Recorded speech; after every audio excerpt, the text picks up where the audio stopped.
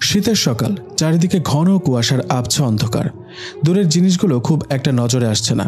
রাস্তায় লোকজনের চলাফেরা শুরু হয়নি বললেই চলে। তবে নানা প্রজাতির পাখিরা এই গাছ থেকে সে গাছে ছোটাছুটি করছে।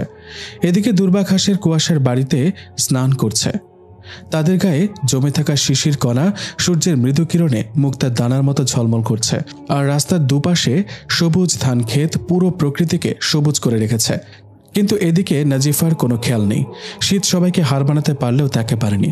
সে আঁকাবাঁকা মেঠো পথে হেঁটে চলেছে অবিরাম। সম্মুখ পানে এগিয়ে যাচ্ছে নিজ গতিতে। ভাবখানা এমন যেন খুব ব্যস্ত। পূব আকাশে সূর্য বিকশিত হওয়ার পূর্বেই সে পৌঁছতে চায় তার গন্তব্যে। ছোট্ট মেয়ে নাজিফা হাঁটতে হাঁটতে হাঁপিয়ে উঠেছে, তবু তার চেহারায় কোনো ক্লান্তির ছাপ নেই, নেই কষ্টের কোনো চিহ্ন। তার সুন্দর মুখে শোভা পাচ্ছে তৃপ্তির হাসি।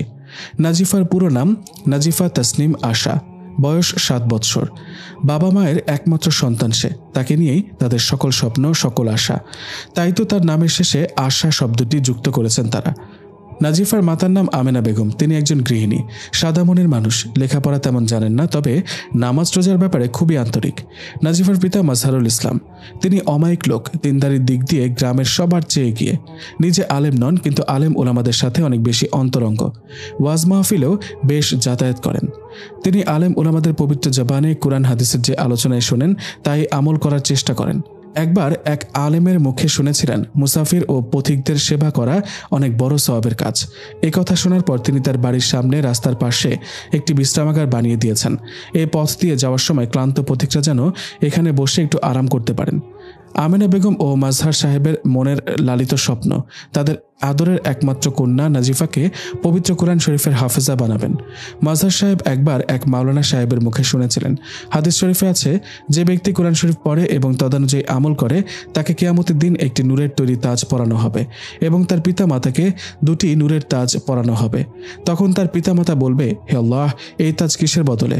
তখন আল্লাহ তাআলা বলবেন, তোমাদের ছেলে মেয়ের কুরআন শরীফ পড়ার বিনিময়ে কেউ যদি নিজের সন্তানকে কুরআন শরীফ নজরানা পড়ায় তাহলে তার অগ্র পশ্চাতের সমস্ত গুনাহ মাফ হয়ে যায়। আর যে নিজের সন্তানকে কুরআন শরীফ হেফজ করাবে, হাফেজ বানাবে, কিয়ামতের দিন তাকে চতুর্দশীর পূর্ণচন্দ্রের সমতুল্য করে উঠানো হবে এবং তার সন্তানকে বলা হবে, তুমি পড়তে থাকো। সন্তান যখন একটি করে আয়াত পড়বে তখন পিতামাতার একটি করে দরজা, মর্যাদা বুলন্দ হবে। এভাবে সে সমস্ত কুরআন শরীফ পড়বে আর পিতামাতার দরজা বৃদ্ধি পেতে থাকবে। ফাজালে কুরআন, পৃষ্ঠা নম্বর 36। মাজহার সাহেব মাওলানা সাহেবের মুখে যেদিন এই কথা শুনেছেন সেদিনই মনে মনে সিদ্ধান্ত নিয়েছেন তার আদরের কন্যা নাজিফা তাসনিম আশাকে কুরআনের হাফেজা বানাবেন। সে লক্ষ্যে নাজিফাকে মাদ্রাসায় ভর্তি করিয়ে দিয়েছেন। বাড়ির আশেপাশে কোনো মহিলা মাদ্রাসা না থাকায় অনেকটা বাধ্য হয়ে নাজিফাকে ভর্তি করতে হয়েছে ছেলেদের মাদ্রাসায়। নাজিফা বয়সে ছোট হয় এবং পড়াশোনার প্রতি অদম্য স্পৃহা থাকায় মাদ্রাসার শিক্ষকগণ নাজিফাকে ভর্তি করতে দ্বিমত পোষণ করেননি। অন্যথায় ছেলেদের হিফজখানায় ছেলেদের ভর্তি হওয়ার ইতিহাস বিরল। নাজিফা প্রতিদিন বাড়ি থেকে আসা যাওয়া করে পড়াশোনা করে। যদিও হিফজখানার পরীক্ষার্থীদের রাত দিন সর্বদা মাদ্রাসায় থাকতে হয়, তথাপি নাজিফা মেয়ে বলে তাকে মাদ্রাসায় থাকার ব্যবস্থা করা হয়নি। সে প্রতিদিন পায়ে হেঁটে মাদ্রাসায় যাওয়া আসা করে। মাদ্রাসা যে বাড়ি থেকে খুব কাছে তা কিন্তু নয়। বাড়ি থেকে মাদ্রাসার দূরত্ব প্রায় 1.5 মাইল। হেফজ বিভাগের পড়া শুরু হয় ভোর রাত থেকে, তাই নাজিফাকে খুব ভোরেই ছুটতে হয় মাদ্রাসার অভিমুখে। যে সময় নাজিফার সমবয়সী ছেলেমেয়েরা থাকে গভীর নিদ্রায় অচেতন, সে সময় নাজিফা ঘুমের মায়া ত্যাগ করে হাফেজা হওয়ার স্বপ্ন হৃদয়ে ধারণ করে একা একা হেঁটে চলে মাদ্রাসা পানে। প্রতিদিনের মতো আজও মাদ্রাসায় যাচ্ছে নাজিফা। ঘর থেকে বের হওয়ার সময় মা আমেনা নাজিফাকে জিজ্ঞেস করেছিল, এই কাকডাকা ভোরে একা একা মাদ্রাসায় যেতে ভয় করে না তোমার? উত্তরে নাজিফা বলেছিল, ভয় কিসের মা, আমি তো একা নই, আল্লাহ পাক আমার সঙ্গে আছেন। তুমি না বলেছ সবসময় আল্লাহকে স্মরণ করতে? ছোট্ট মুখে এমন চমৎকার জবাব শুনে বিস্মিত হন আমেনা। সেই সাথে কৃতজ্ঞতা জ্ঞাপন করেন মহান আল্লাহ তাআলার দরবারে আর নাজিফাকে কোলে তুলে চুমু খান মাতৃস্নেহে। নাজিফা হেঁটে চলেছে আনমনে। 30 মিনিট পর কুয়াশা কেটে গেছে অনেকটা। এখন সূর্যের আলোতে সবকিছু স্পষ্ট দেখা যাচ্ছে। নাজিফা মাদ্রাসার কাছাকাছি এসে পড়েছে। এমন সময় ওর শিক্ষক মোহাম্মদ সাদেক সাহেব জানালার ফাঁক দিয়ে দেখলেন নাজিফা আসছে। তিনি তাড়াতাড়ি বের হয়ে নাজিফার কাছে গেলেন এবং হাত ধরে আদর মাখা কণ্ঠে বললেন, ইস, হাত পা কেমন বরফের মতো ঠান্ডা হয়ে গেছে। মেয়েটা পড়ার জন্য কত কষ্ট করে। নাজিফা একটি ছোট্ট মেয়ে হওয়া সত্ত্বেও পড়ার জন্য এত ত্যাগ স্বীকার করে। তাই মাদ্রাসার শিক্ষক নাজিফাকে খুব স্নেহ করেন এবং ওর প্রতি বাড়তি গুরুত্ব দেন, যেন কুরুবুল বুলুগ বা বালেগা হওয়ার কাছাকাছি সময়ে পৌঁছার পূর্বে নাজিফা হেফজ করতে পারে। দুই শিশুদের মধ্যে যারা চঞ্চল তাদেরকে সবাই ভালোবাসে, আদর করে, স্নেহ করে, কারণ তারা মিষ্টি মাখা সুন্দর সুন্দর কথা বলে মাতিয়ে রাখে বড়দের। নাজিফাও এক্ষেত্রে কম যায় না। চঞ্চলতা ও বাকপটুতায় সবার মধ্যে অনন্য। তার কথার নৈপুণ্য দ্বারা সেও জয় করে নিয়েছে সকলের মন। মাজহার সাহেব বাজার থেকে নাজিফার জন্য দুটি ফ্রক আনলেন। ডাকলেন নাজিফাকে, দেখালেন ফ্রক দুটি, জিজ্ঞেস করলেন পছন্দ হয়েছে কিনা। নাজিফা নেড়ে নেড়ে দেখল ফ্রক দুটি পছন্দ হয়েছে। তবু কৌতূহলী হয়ে প্রশ্ন করল, আব্বা, বাজারে কি আর কোনো ফ্রক ছিল না? ছিল। মাজহার সাহেবের উত্তর, তাহলে আমার জন্য শুধু দুটো ফ্রক আনলেন কেন? তোমার তো আরও জামা কাপড় আছে, একসাথে বেশি এনে লাভ কি? এখন এ দুটোই পরো, কয়েকদিন পর আবার এনে দিব। বুঝলাম, তবে এ দুটো আনলেন কেন? অন্য দুটো তো আনতে পারতেন। এই দুটা বেশি সুন্দর তাই। আচ্ছা আব্বা, বাজারে আর কি কি পাওয়া যায়? অনেক কিছু পাওয়া যায়। তাহলে শুধু ফ্রক আনলেন কেন? অন্য কিছু আনলেন না কেন? একসঙ্গে তো আর সব আনা যায় না। এবার ফ্রক এনেছি, আবার অন্য কিছু আনবো, কেমন? আচ্ছা আব্বা, যে দোকান থেকে এই ফ্রক দুটি এনেছেন সেখানে কি কি রঙের ফ্রক আছে? আরও কয়েক রঙের আছে। তাহলে এই রঙের আনলেন কেন? এই রং তো ভালোই, সমস্যা কি? এই রং সুন্দর লাগে না, কম দামি মনে হয়। তোমার জন্য আমি বাজারের সবচেয়ে ভালো ও সুন্দর ফ্রক এনেছি। এগুলো কম দামি নয়, বরং অন্যগুলোর তুলনায় বেশি দামি। এবার নাজিফা খুশি হলো, আনন্দ চিত্তে ফ্রক পরতে লাগলো। এই মেয়েটাকে নিয়ে যে কি করি, বাজার থেকে কিছু আনলেই শুধু প্রশ্ন আর প্রশ্ন। কম দামি কোনো জিনিসই ওর পছন্দ নয়। স্বামীর ঘরে গিয়ে কি করবে আল্লাহই ভালো জানেন। হতাশ কণ্ঠে কথাগুলো বললেন মাজহার সাহেব। ও কিছু না, বড় হলে সব ঠিক হয়ে যাবে, বললেন আমেনা বেগম। নাজিফা এতক্ষণ চুপচাপ ছিল। ফ্রক পরা শেষ। নীরবতা ভেঙে সে আবার প্রশ্ন করল, আব্বা, যারা বাজারে জামা কাপড় বিক্রি করে তাদের বাড়ি কোথায়? জানি না, বিরক্ত সুরে বললেন মাজহার সাহেব। কেন জানেন না? আপনি না আমার আব্বা? না জানলে আব্বা হলেন কি করে? মাজহার সাহেব এ প্রশ্নের কোনো উত্তর খুঁজে পেলেন না। তবে মেয়ের পাগলামি কি করে বন্ধ করতে হয় তা তিনি ভালো করেই জানেন। আর তা হলো নাজিফাকে পড়ার কথা বলা। তাই তিনি বললেন, নাজিফা, তোমার মাদ্রাসায় যাওয়ার সময় হয়েছে। দুপুরের খাবার খেয়ে তাড়াতাড়ি মাদ্রাসায় যাও। নাজিফা মাদ্রাসায় যাওয়ার প্রস্তুতি নিতে শুরু করলো। ভাবখানা এমন যেন এই কথাটি শোনার জন্য এতক্ষণ উন্মুখ হয়ে অপেক্ষা করছিল। প্রস্তুতি শেষে সে মাদ্রাসায় চলে গেল। খুব কম মেয়েরাই হাফেজা হতে পারে। কারণ হিসেবে বলা যায়, নাম্বার 1 মেধার দুর্বলতা, নাম্বার 2 মেয়েদের শিক্ষার প্রতি অভিভাবকদের উদাসীনতা। মেয়েরাও যে ছেলেদের মতো পবিত্র কোরআনের হাফেজা হতে পারে এ কথা অনেক অভিভাবক বিশ্বাস করতে চায় না। শুধু তাই নয়, অনেকে তো বলেই ফেলেছে মেয়ে মানুষ কি হাফেজা হতে পারে? যদি পারেও তবুও মেয়েরা হাফেজা হয়ে কি করবে? শুধু শুধু কষ্ট ও সময় নষ্ট। মাজহারুল ইসলাম সাহেব লোকেদের কথায় কর্ণপাত করেননি, বরং তিনি আল্লাহর উপর ভরসা করে মেয়েকে হাফেজা বানানোর এক বুক স্বপ্ন হৃদয়ে ধারণ করে অপেক্ষার প্রহর গুনছেন। নাজিফাও কারো কথায় সাহস হারায়নি, নিজেকে দুর্বল ভাবেনি একটুও। পবিত্র কুরআন শরীফ মুখস্থ করতে শুরু করেছে পুরোদমে। মেধা ভালো হয় এবং পড়াশোনায় মনোযোগী হয়। অল্প কয়েকদিনে মুখস্থ করে ফেলেছে 3 পারা। ঘরে বসে আছেন মাজহার সাহেব। পাশে গিয়ে বসলেন স্ত্রী আমেনা। বললেন, নাজিফাকে তো হাফেজা হওয়ার জন্য হেফজখানায় ভর্তি করলেন, কিন্তু হেফজখানায় তো বাংলা, অঙ্ক, ইংরেজি ইত্যাদি বিষয় পড়ানো হয় না। অথচ বর্তমান যুগে চলতে গেলে এসবেরও প্রয়োজন আছে। বিষয়টা ভেবে দেখেছেন কি? ভেবেছি, প্রচুর চিন্তা করেছি। কোনো সিদ্ধান্তে পৌঁছাতে পেরেছেন কি? হ্যাঁ, তবে সেটা বাস্তবায়ন করা বা না করা পুরোটাই নির্ভর করছে নাজিফার উপর। কি সেটা? নাজিফার হেফজা পড়া তো বন্ধ করা যাবে না, তবে হেফজা পড়ার পাশাপাশি ওকে স্কুলে ভর্তি করতে চাচ্ছিলাম।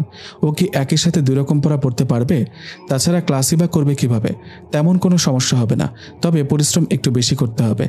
সকালে নাস্তা খাওয়ার পর হেফজখানার ঘুমের সময়, সে সময় না ঘুমিয়ে স্কুলে যেতে হবে এবং দুপুর পর্যন্ত স্কুলের ক্লাস করে জোহর নামাজের পর দুপুরের খাবার খেয়ে মাদ্রাসায় যেতে হবে। নাজিফা ছোট্ট মেয়ে, ও কি পারবে এত কষ্ট করতে? এজন্যই তো বললাম যে সিদ্ধান্তটা বাস্তবায়ন হওয়া না হওয়া নির্ভর করছে নাজিফার উপর। তবে আমার বিশ্বাস নাজিফা পারবে, কারণ নাজিফা অন্য সব মেয়েদের মতো না, ও সবার চেয়ে আলাদা। ওর জ্ঞান, বুদ্ধি, বয়স অনুযায়ী অনেক বেশি। আজই ওকে জিজ্ঞেস করে দেখো কি বলে। নাজিফা বাচ্চা মানুষ, ওর কাছে জিজ্ঞেস করার কি আছে? আপনি স্কুলে ভর্তি করে দেন, দেখেন পারে কিনা। তারপরও তুমি জিজ্ঞেস করে দেখো। আচ্ছা, মাদ্রাসা থেকে আসার পর জিজ্ঞেস করব। জানো নাজিফার মা, নাজিফা যখন ঘরে বসে কোরআন শরীফ তেলাওয়াত করে তখন আমার এত ভালো লাগে তা ভাষায় প্রকাশ করতে পারবো না। শুধু এতটুকু বলতে পারি, যদি নাজিফা কোরআন পড়া না শিখে আধুনিক শিক্ষায় শিক্ষিত হয়ে দুনিয়ার সবচেয়ে বড় পণ্ডিত হয়ে যেত এবং পৃথিবীর সকল ধন ভাণ্ডারও আমাকে এনে দিত, তবুও আমার কাছে ততটুকু ভালো লাগতো না যতটুকু ভালো লাগে কোরআন তেলাওয়াত করলে। আসলেই তো কোরআন শরীফ হলো আল্লাহ পাকের কালাম। পৃথিবীর বুকে এর চেয়ে সম্মানী এবং এর চেয়ে ভালো লাগার বস্তু আর কি হতে পারে? তুমি ঠিকই বলেছ। পৃথিবীর বুকে এমন কোনো গ্রন্থ নেই যা পাঠ করলে প্রতিটি অক্ষরে অক্ষরে সওয়াব হয়।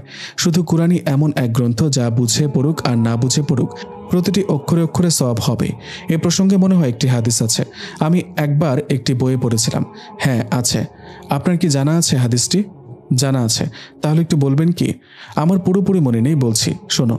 হজরত আবদুল্লাহ ইবনে মাসউদ রাদিয়াল্লাহু তাআলা আনহু থেকে বর্ণিত, তিনি বলেন, রাসূলুল্লাহ সাল্লাল্লাহু আলাইহি ওয়াসাল্লাম বলেছেন, যে ব্যক্তি পবিত্র কোরআন শরীফের একটি অক্ষর পাঠ করলে সে ব্যক্তি একটি নেকি লাভ করলো এবং ওই একটি নেকি 10টি নেকির সমতুল্য হবে, অর্থাৎ একটি অক্ষরে 10টি নেকি পাওয়া যাবে। আমি কথা বলছি না যে আলিফ লাম মিম একটি অক্ষর, বরং আলিফ একটি অক্ষর, লাম একটি অক্ষর এবং মিম একটি অক্ষর। তিরমিজি শরীফের হাদিস। আমিনা বেগম যখন মাজহার সাহেবের সাথে নাজিফার পড়াশোনা নিয়ে কথা বলছিলেন, তখন নাজিফা মাদ্রাসা থেকে এলো। নাজিফাকে কাছে ডাকলেন মা আমিনা বেগম, আদর করে কোলে বসালেন, মাথায় হাত বুলিয়ে বললেন, মা নাজিফা, তোমাকে যদি স্কুলে ভর্তি করা হয় তাহলে তুমি কি হেফজে পড়া এবং স্কুলের পড়া দুটি একসাথে চালাতে পারবে? মায়ের কথা শুনে নাজিফা একটু ভাবল, এরপর বলল, আমি পারবো মা, আমাকে পারতেই হবে। মেয়ের মুখে আশানুরূপ কথা শুনে আল্লাহর কৃতজ্ঞতা জ্ঞাপন করলেন আমিনা বেগম, সেই সাথে মাজহার সাহেবও। দুদিন পর নাজিফাকে স্কুলে ভর্তি করানো হলো। বাড়িতে বসেই নাজিফার বাবার কাছ থেকে বাংলা, অঙ্ক ও ইংরেজি সম্পর্কে কিছুটা ধারণা নিয়েছিল, তাই তাকে প্রথম ও দ্বিতীয় শ্রেণীতে ভর্তি না করে তৃতীয় শ্রেণীতে ভর্তি করা হলো। মেধা ভালো হয় নাজিফা স্বাভাবিকভাবেই দুই পড়া একসাথে চালিয়ে যেতে লাগলো। তেমন কোনো বেগ পেতে হলো না তাকে। দেখতে দেখতে পেরিয়ে গেল একটি বছর। নাজিফার বয়স এখন 8, ক্লাস 3 থেকে 4-এ উঠেছে নাজিফা। বার্ষিক পরীক্ষায় নম্বরও পেয়েছে অন্যদের চেয়ে বেশি, তাই স্কুলের শিক্ষকরা নাজিফার প্রশংসায় পঞ্চমুখ। প্রায়ই তারা অন্য শিক্ষার্থীদের উৎসাহ দিতে গিয়ে নাজিফার প্রসঙ্গ টেনে আনেন, বলেন, দেখো এই মেয়েটা হেফজে পড়ে আবার স্কুলেও পড়ে, তারপরও তোমাদের চেয়ে পড়াশোনায় ভালো, আর তোমরা শুধু স্কুলে পড়েও নাজিফার সাথে পেরে ওঠো না। তোমরা কি নাজিফার মতো উদ্যোগী ও মনোযোগী হতে পারো না? নাজিফা যে শুধু স্কুলে সবার চেয়ে এগিয়ে তা কিন্তু নয়, মাদ্রাসায়ও সহপাঠীদের চেয়ে ভালো। সবাই যেখানে 1 পৃষ্ঠা মুখস্থ করে, নাজিফা সেখানে 1.5 কিংবা 2 পৃষ্ঠা মুখস্থ করে। ফলে 1 বছরেই নাজিফা 15 পারা কোরআনের হাফেজা হয়ে গেছে। নাজিফার কণ্ঠস্বর যেমন সুন্দর, কোরআন তেলাওয়াতও তেমনই সুন্দর। মধুমাখা কণ্ঠে নাজিফা যখন কোরআন তেলাওয়াত করে তখন মুগ্ধ হয়ে শুধু শুনতেই মন চায়। নাজিফার হেফজে পড়ার কথা শুনেই এলাকায় চাঞ্চল্যকর অবস্থার সৃষ্টি হয়েছিল। এখন নাজিফার সুমধুর তেলাওয়াত পুরো গ্রামে আলোচিত হচ্ছে। যারা দূর থেকে নাজিফার কথা শুনে তারা এসে এক নজর তাকে দেখে যায়, শুনতে চায় নাজিফার কণ্ঠের একটু তেলাওয়াত। নাজিফা যেহেতু এখনও কুরুবুল বুলুগ বা বালেগ হয়নি, তাই কেউ শুনতে চাইলে লক্ষ্মী মেয়ের মতো তেলাওয়াত শোনায় নাজিফা। হামদ, নাত, গজলও গাইতে পারে নাজিফা। ছোট মেয়ে নাজিফার প্রশংসায় পঞ্চমুখ গ্রামের সবাই। নাজিফাকে এখন সবাই এক নামে চেনে। 1 বছর পর নাজিফার বয়স এখন 9 বছর। মাজহারুল ইসলাম সাহেবের মনের স্বাদ পূরণ হয়েছে। নাজিফা পবিত্র কোরআনের হাফেজা হয়েছে। এই কথা ভাবতে নাজিফার ভালো লাগছে যে এখন বাড়িতে বসে কোরআন শরীফ ইয়াদ করতে পারবে বাবা মাকে 1-1.5 পারা করে শোনাতে, কষ্ট করে আর মাদ্রাসায় যেতে হবে না। হেফজখানার নিয়ম হলো হেফজ শেষ হওয়ার পরও শিক্ষার্থীকে আরও 1 বছর বা অন্তত কয়েক মাস হলেও হেফজ বিভাগে পড়তে হয় এবং হেফজ করা কোরআন পুনরায় শোনাতে হয়, যেন হেফজ পাকা হয় এবং ভোলার সম্ভাবনা না থাকে। নাজিফার হেফজ সবেমাত্র শেষ হয়েছে। হেফজখানার নিয়ম অনুযায়ী অন্তত কয়েক মাস তারও কোরআন শোনানোর প্রয়োজন ছিল, কিন্তু নাজিফা যেহেতু মেয়ে এবং শিক্ষকগণ যেহেতু পুরুষ, সেই সাথে নাজিফার বয়সও এখন 9 বছর, তাই নাজিফাকে বাড়িতে বসে কোরআন শরীফ ইয়াদ করার পরামর্শ দিলেন তার শিক্ষক। মাদ্রাসা থেকে বিদায় নিয়ে আসার সময় নাজিফার শিক্ষক নাজিফাকে উদ্দেশ্য করে বললেন, মা নাজিফা, একটি কথা সবসময় স্মরণ রাখবে, অন্য সব মেয়ে এবং তুমি এক নাও। তুমি আল্লাহর কালাম পবিত্র কোরআনের হাফেজা, তাই তোমার সাথে অন্য কোনো মেয়ের তুলনা হয় না। কাজেই তোমার আমল আখলাকও হতে হবে অন্য মেয়েদের চেয়ে আলাদা। অন্যদের সাথে তোমার তাল মিলালে চলবে না। আল্লাহ পাক তোমাকে যে সম্মান দান করেছেন তা ধরে রাখার চেষ্টা করবে সবসময়। যত ব্যস্ততায় থাকুক দৈনিক 5 পারা তেলাওয়াত করবে। দোয়া করি আল্লাহ তাআলা তোমাকে কোরআনের উসিলায় মর্যাদার উচ্চ শিখরে পৌঁছে দিক। এরপর নাজিফা শিক্ষকের দোয়া নিয়ে বাড়ি চলে এলো। আসার সময় শুধু তার চোখেই নয়, প্রিয় উস্তাদ সহ উপস্থিত সবার চোখ অশ্রুসিক্ত হয়ে উঠল। হেফজ শেষ হওয়ায় তার পড়ার চাপ এখন কিছুটা হালকা হয়েছে পূর্বের তুলনায়। নাজিফা এখনও পর্যন্ত বালেগা হয়নি, তথাপি সে পর্দা রক্ষা করেই স্কুলে যায়। এক্ষেত্রে নাজিফার পিতা মাজহারুল ইসলাম সাহেবের ভূমিকায় উল্লেখযোগ্য। তিনি নাজিফার ব্যাপারে খুবই সতর্ক ও যত্নবান, কেননা তিনি জানেন জন্মদাতা পিতা হওয়া সহজ, কিন্তু আদর্শ পিতা হওয়া সহজ নয়। এর জন্য প্রয়োজন কিছু দায়িত্ববোধ। এই দায়িত্ববোধ থেকেই তিনি অন্য সব পিতাদের চেয়ে আপন সন্তানের প্রতি একটু বেশি দায়িত্বশীল। মাজহারুল ইসলাম সাহেব ঘরে বসে আছেন। এমন সময় শুনতে পেলেন বাইরে মাইকিং হচ্ছে। খেয়াল করে শুনলেন মাইকিংয়ে বলা বিষয়বস্তু। বুঝতে পারলেন আজ বিকাল 4টা থেকে স্কুল মাঠে ওয়াজ মাহফিল হবে। দেশ বরেণ্য ওলামায়ে কেরাম তাশরিফ আনবেন। তিনি ভাবলেন আমার যাওয়া দরকার।